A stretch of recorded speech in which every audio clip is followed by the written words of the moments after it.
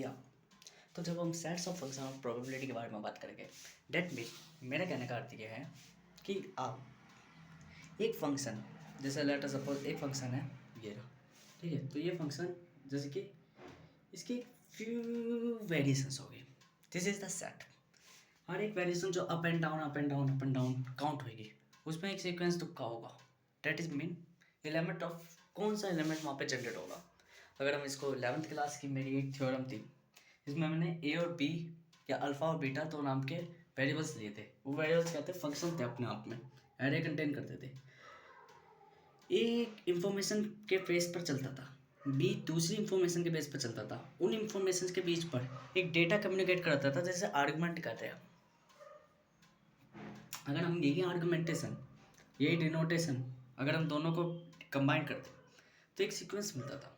मतलब कि मैं कहना चाहता हूँ एक सेट फंक्शन ये, एक सेट फंक्शन ये।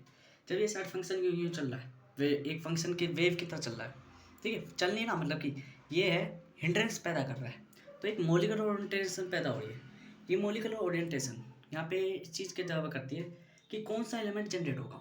डेट मीन अगर मैं इस पॉइंट पे देखूँ, इस एग्जैक्ट कॉन्सिक्वेंस पे देखूँ, इससे पहले ना मुझे कोई एलिमेंट मिला था, ना इससे पहले कोई एलिमेंट मिला।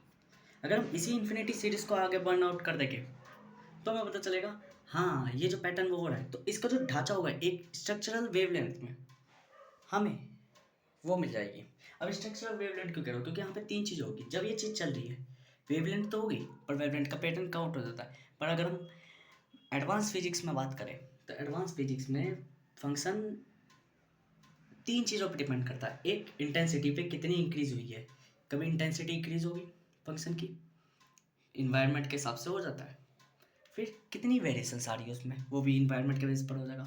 और वेव का स्टाइल क्या है, ये तीन चीज़ें, वेरिएशन, वेव स्टाइल और क्या बोलते हैं इंटेंसिटी। कितनी इंटेंसिटी, कितनी पावर रखती है वेव एक समय में। तो वो कॉन्सिक्वेंस जो है उसको अगर हम पहचान लें तो हाँ हमें पता चल जाएगा हाँ एग्जैक्ट पॉइंट ऑफ एलिमेंट क्या है।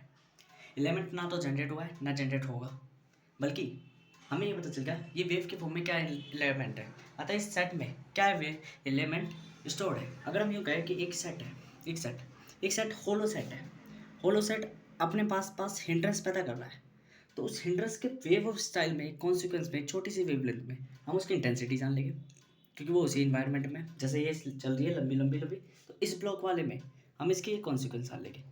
ये consequence of sets of wavelength ये हमें डिनोटेट कर देगी कि हाँ वेव स्टाइल क्या है, वेव स्टाइल क्या है, वेव पैटर्न क्या है, wave pattern, wave intensity, wave variation, wave में क्या वेरिएशन हुई, मतलब इन्वायरमेंट का पूरा वो डेटा।